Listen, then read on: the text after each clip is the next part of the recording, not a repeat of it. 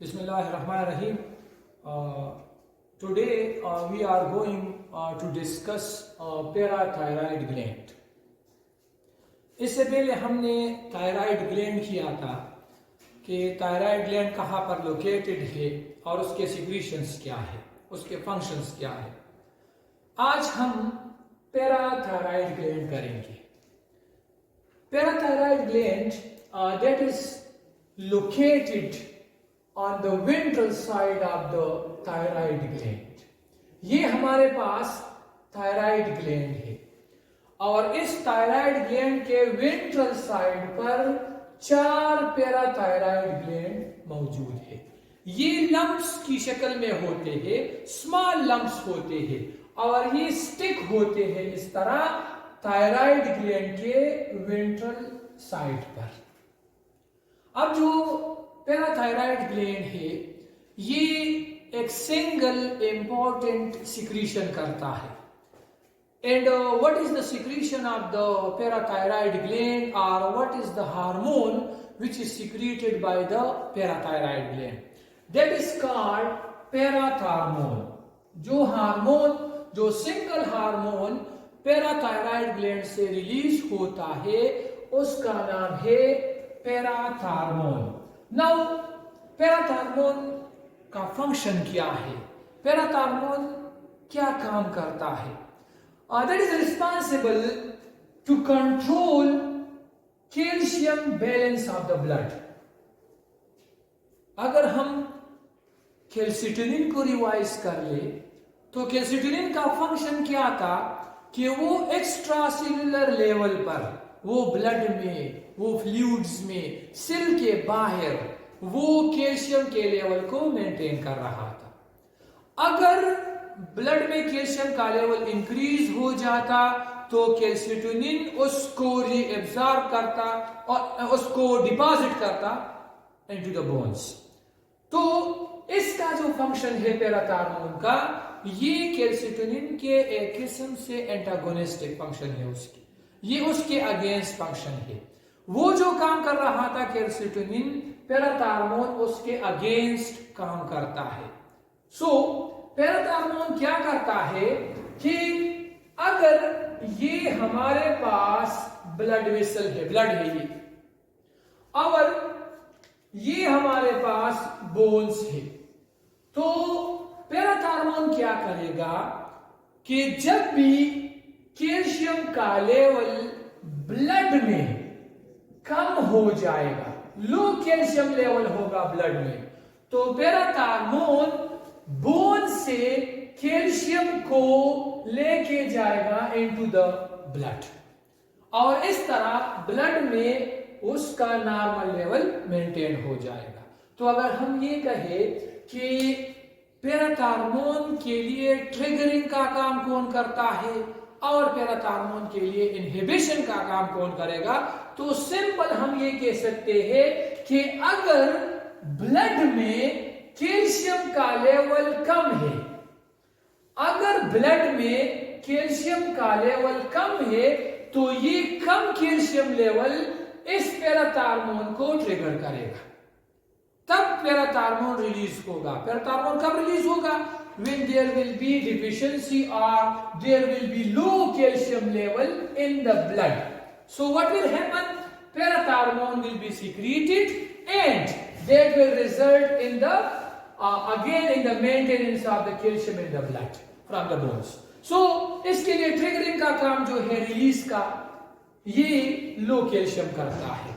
और अगर ब्लड में कैल्शियम का लेवल इंक्रीज हो जाता है तो इंक्रीज लेवल से पैराथार्मोन की इनहिबिशन होगी, तब पैराथार्मोन सिक्रीट नहीं होगा.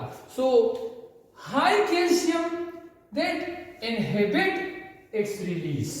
हाई कैल्शियम क्या करेगा? ये इस पैराथार्मोन के रिलीज को इनहिबिट करेगा, इसको रोकेगा, क्योंकि पैराथार्मोन का काम क्या है? ब्लड में कैल्शियम को मेंटेन करना. अगर कैल्शियम का लेवल ब्लड में कम हो जाता है, तो अगर कैल्शियम का लेवल ब्लड में पूरा है और हाई है, तो अगर ब्लड में कैल्शियम का लेवल हाई है, पैराथार्मोन की जरूरत नहीं है, तो वो क्या हो जाएगा? उसकी रिलीज इनहिबिट हो जाएगी।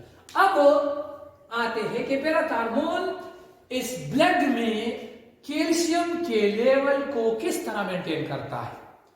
किस तरह, लेट्स सपोज अगर ब्लड में कैल्शियम का लेवल कम हो गया है तो किस तरह इसको वापस मेंटेन करेगा अपने नॉर्मल लेवल तक। ये पैराथार्मोन 3 तरीकों से करता है। Number 1, first, parathormone that stimulate osteoclasts. हमने प्रीवियस चैप्टर्स में पढ़ा है ऑस्टियोक्लास्ट का फंक्शन क्या है। ये फेगोसाइटिक होते हैं, ये बोन को रिजर्व करते हैं, बोन से कैल्शियम को रिजर्व करते हैं इनटू द ब्लड। तो ऑस्टियोक्लास्ट को स्टिमुलेट करता है। ऑस्टियोक्लास्ट को स्टिमुलेट कौन करेगा? पैराथार्मोन स्टिमुलेट करेगा ऑस्टियोक्लास्ट को। ऑस्टियोक्लास्ट क्या करता है? It reabsorbs bone minerals from the bones so it will come into the blood. तो ये रीएब्सॉर्ब करेगा बोन्स पर जो कैल्शियम है उसको रीएब्सॉर्ब करेगा and that calcium will be liberated into the blood. वो कैल्शियम जब बोन से जाएगा, बोन से वो रीएब्सॉर्ब होगा तो कहां पर जाएगा? वो ब्लड में जाएगा। ब्लड में कैल्शियम का लेवल पूरा हो गया, इसने अपना काम कर लिया। दूसरा तरीका क्या है? इस ब्लड में वापस इस कैल्शियम के लेवल को मेंटेन करने के लिए, नंबर 2, इट स्टिमुलेट्स। पैराथार्मोन क्या करता है? ये स्टिमुलेट करता है किसको? रीएब्सॉर्प्शन इन किडनी ट्यूब्यूल्स। ये किडनी ट्यूब्यूल्स में, नेफ्रॉन में ये रीएब्सॉर्प्शन करता है कैल्शियम की। तो अगर किडनी ट्यूब्यूल्स में कैल्शियम है, वहां से कैल्शियम को रीएब्सॉर्ब करेगा तो कहां पर इसको रीएब्सॉर्ब करेगा? ब्लड में इसको रीएब्सॉर्ब करेगा। जब ब्लड में ये आ जाएगा तो ब्लड में कैल्शियम का लेवल पूरा हो जाएगा। एक ये भी तरीका है। थर्ड वे क्या है कैल्शियम के लेवल को मेंटेन करने के लिए ब्लड में? It also stimulate. ये पैराथार्मोन स्टिमुलेट करता है किसको? Calcium absorption in the small intestine. ये स्मॉल इंटेस्टाइन में, हमारे फूड में हम जो खाते हैं उसमें जो कैल्शियम होता है, उस कैल्शियम को स्मॉल इंटेस्टाइन से ब्लड में कौन लेके जाएगा? Parathormone. Parathormone is responsible to stimulate calcium absorption into the blood from the small intestine. So 3 तरीकों से ये स्टिमुलेशन करता है। नंबर 1, पहला तरीका क्या है? It stimulate osteoclast. तो बोन से कैल्शियम जाएगा ब्लड में। It stimulate reabsorption of calcium from kidneys into blood. तो ये जब स्टिमुलेट करेगा reabsorption of calcium kidney tubule से, तो ब्लड में कैल्शियम जाएगा, कैल्शियम का लेवल पूरा हो जाएगा। It is also responsible to absorb और to stimulate the absorption of calcium from the small intestine into the blood.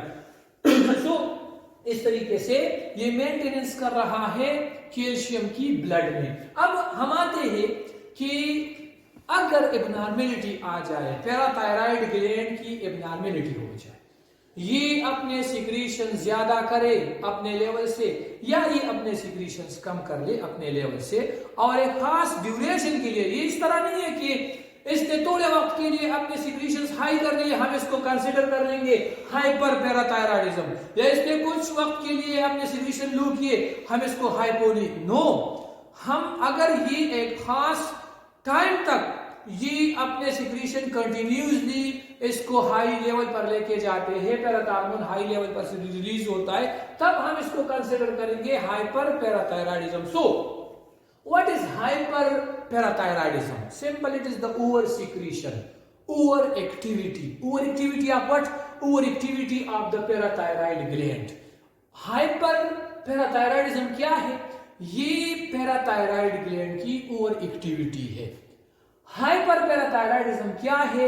ये पैराथार्मोन की ओवर सिक्रीशन है। इसको हम क्या कहते हैं? हम इसको हाइपर पैराथायराइडिज्म कहते हैं।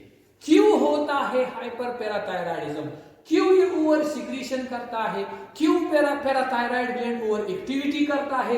ये इसलिए करता है कि पैराथायराइड ग्लैंड ट्यूमर बन जाता है। जो पैराथायराइड ग्लैंड है वहां पर ट्यूमर बन जाता है, तो उसकी वजह से ये ज्यादा सिक्रीशन करता है। इसके सेल्स जो होते हैं वो ओवर एक्टिविटी करते हैं। जब ये ओवर एक्टिविटी करेंगे तो हमने पढ़ा कि इसकी ओवर एक्टिविटी क्या है, इसका फंक्शन क्या है। इसका फंक्शन है कि ब्लड में कैल्शियम के लेवल को मेंटेन करना। किस तरह करना? बोन से कैल्शियम को ब्लड में लेके आना, ऑस्टियोब्लास्ट की मदद से उसको स्टिमुलेट करता है तो बोन से कैल्शियम ब्लड में आता है। अब अगर ये ऑस्टियोब्लास्ट ज्यादा स्टिमुलेट होंगे तो ज्यादा कैल्शियम ब्लड में आएगा। जब ज्यादा कैल्शियम ब्लड में आएगा, कैल्शियम बोन से ज्यादा आएगा ब्लड में। जब बोन से कैल्शियम ज्यादा जाएगा तो बोन्स वहां पर वीक हो जाएंगे। बोन्स क्या हो जाएंगे? सॉफ्ट हो जाएंगे, वीक हो जाएंगे और उसके नतीजे में वो फ्रैक्चर हो सकते हैं। क्योंकि बोन्स से जब कैल्शियम जाएगा ब्लड में और ज्यादा जाएगा तो बोन की अपनी जो कंपोजिशन है वो डिस्टर्ब हो जाएगी, बोन सॉफ्टन हो जाएगा, बोन वीक हो जाएगा। So that will result in the fracture of the bone. इससे बोन फ्रैक्चर आते हैं। अब अगर ओवर सिक्रीशन इसकी हो रही है तो डेफिनेटली ब्लड में high secretion, high level of calcium होगा। जब ब्लड में हाई लेवल ऑफ कैल्शियम होगा, so what we call that, हम इसको क्या कहते हैं? हाइपरकैल्सीमिया हम इसको कहते हैं। What is hypercalcaemia? High level of calcium in the blood. ये कैल्शियम लेवल ब्लड में ज्यादा हो जाता है, इसको हाइपरकैल्सीमिया कहते हैं। अच्छा, इस हाइपरकैल्सीमिया की वजह से होता क्या है? That it depress the nervous system. ये नर्वस सिस्टम को डिप्रेस करता है। किस तरह डिप्रेस करता है? अगर हम न्यूरॉन्स को, हम जो नर्वस सिस्टम में हमने पढ़ा है the impulse across the synapse, वहां पर जो हमने पढ़ा है, तो let's suppose that is the terminal end of the one neuron. ये एक न्यूरॉन का टर्मिनल एंड है, साइनेप्टिक नॉब है, and that is called pre-synaptic knob. This is called post-synaptic knob. यहाँ पर जो स्पेस है, साइनेप्टिक क्लिप जो है, यहाँ पर कैल्शियम आयंस होते हैं। जब यहाँ पर नर्व इंपल्स आता है तो इस टर्मिनल मेम्ब्रेन को जब ये इसको जब स्टिमुलेट करता है, यहाँ पर इंपल्स आ जाता है, तो इसके नतीजे में ये मेम्ब्रेन जो है प्री साइनेप्टिक नॉब का, ये परमिएबल हो जाता है कैल्शियम के लिए। और वो कैल्शियम फिर क्या करता है? यहां पर जो वेसिकल में न्यूरोट्रांसमीटर्स होते उसको यहां पर रिलीज करते हैं, तो ये न्यूरोट्रांसमीटर यहां पर आ जाते हैं, तो इंफॉर्मेशन यहां पर शिफ्ट हो जाती है। ये मेम्ब्रेन भी उसके साथ क्या हो जाता है? ये भी उसके साथ स्टिमुलेट हो जाता है। लेकिन हम कैल्शियम को कहते हैं मेम्ब्रेन स्टेबलाइजर। ये मेम्ब्रेन स्टेबलाइजर है। अगर हाई सिक्रीशन है, हाई लेवल है कैल्शियम का ब्लड में, तो एक खास लेवल के बाद जब यहां पर कैल्शियम ज्यादा होगा, यहां पर कैल्शियम हाई होगा, तो इसकी वजह से यहां पर जो गेट्स होते, कौन से गेट्स? हमने जो सोडियम गेट्स पढ़े, जो पोटेशियम गेट, हम उसकी जब बात करते, तो हाई लेवल ऑफ कैल्शियम की वजह से ये गेट्स ओपन नहीं होते। जब ये गेट्स ओपन नहीं होते तो यहां से मैसेज आगे नहीं जाएगा। तो ये क्या करेगा? एक डिप्रेस द नर्व सिस्टम। ये नर्व सिस्टम को डिप्रेस कर रहा है क्योंकि मैसेज आगे नहीं जा रहा है। ये क्या कर रहा है? ये एक खास लेवल से कैल्शियम का लेवल ब्लड में ज्यादा हो गया, it is resulting in the depression of the nervous system. तो ये नर्व सिस्टम को डिप्रेस करेगा। It is also responsible for the kidney stones. ये किडनी स्टोन, जब ज्यादा कैल्शियम होगा ब्लड में तो ज्यादा कैल्शियम जाएगा इनटू द किडनीज। वहां पर जब ज्यादा कैल्शियम जाएगा तो वहां पर ये किडनी स्टोन्स भी डेवलप करते हैं। So it is also responsible for the kidney stones. Now that is about the hyperparathyroidism. Hypoparathyroidism क्या है? Under secretion of the parathormone. जब पैराथार्मोन कम पैदा हो जाए, इसको हम हाइपोपैराथायराइडिज्म कहते हैं। जब अंडर एक्टिविटी हो पैराथायराइड ग्लैंड की, इसको हम हाइपोपैराथायराइडिज्म कहते हैं। तो जब भी हमारे पास पैराथार्मोन कम पैदा होगा, लो पैदा होगा, लो सिक्रीट होगा, तो इसके नतीजे में ब्लड में कैल्शियम का लेवल कम हो जाएगा, क्योंकि बोन से कैल्शियम नहीं आएगा ब्लड में, इंटेस्टाइन से रीअब्जॉर्प्शन वो स्टिमुलेट नहीं होगी प्रॉपर तरीके से इनटू द ब्लड, किडनी से रीअब्जॉर्प्शन कैल्शियम की नहीं होगी, तो कैल्शियम का लेवल ब्लड में कम हो जाएगा, and that is resulting in the hypocalcaemia. ये हाइपोकैल्सीमिया काज करेगा। Hypocalcaemia, low calcium in the blood, अपने नॉर्मल रेंज से कैल्शियम का लेवल अगर ब्लड में कम हो जाए तो ये क्या करता है, ये हाइपोकैल्सीमिया काज करता है। इसको हम हाइपोकैल्सीमिया कहते हैं। हाइपोकैल्सीमिया जब भी लो अमाउंट होगा कैल्शियम का, it will result in the excitability of neurons. ये न्यूरॉन्स की एक्साइटेबिलिटी करेगा।